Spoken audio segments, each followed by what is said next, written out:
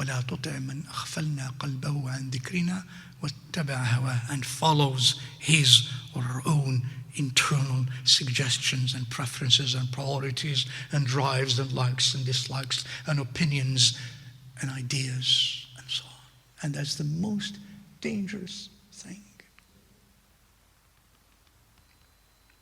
To commit a sin in disobeying Allah Azza wa Jal out of weakness in a physical sense, like eating, things like that, things we shouldn't, that is bad, that's a sin. But relative to disobeying Allah Azza wa Jal on the basis of hawa, on the basis of ideas and of principles, that's worse. Because shaitan, when he disobeyed Allah Azza wa Jal, his disobedience was of hawa or shahwa? Was of hawa, not of shahwa, of Adam alayhi salam, Sayyiduna Adam alayhi salam disobeyed Allah on the basis of shahwa. That's food, the tree. That's a sin because it's the command of the divine. But relative to the disobedience and the sin of shaitan, it fades. And plus he repented.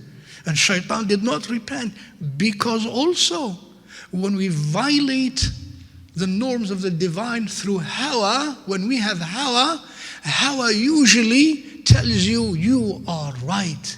And when you think you are right, there is no room for repentance. It doesn't occur to you to repent because you're right. Because it's an idea, it's a thought, it's a principle. It's a principle. I cannot give up a principle, an axiom. But when you disobey Allah on the basis of something you know is wrong, but you disobey Him in that, you eat or kada or whatever, that's a sin.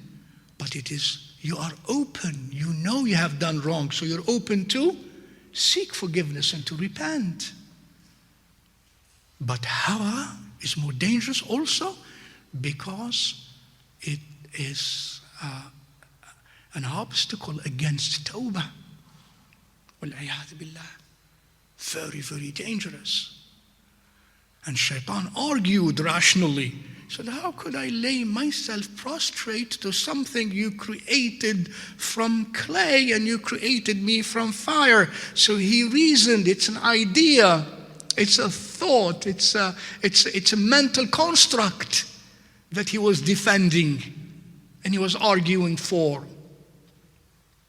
That's why he stood his grounds, wal-'iyadhu billah.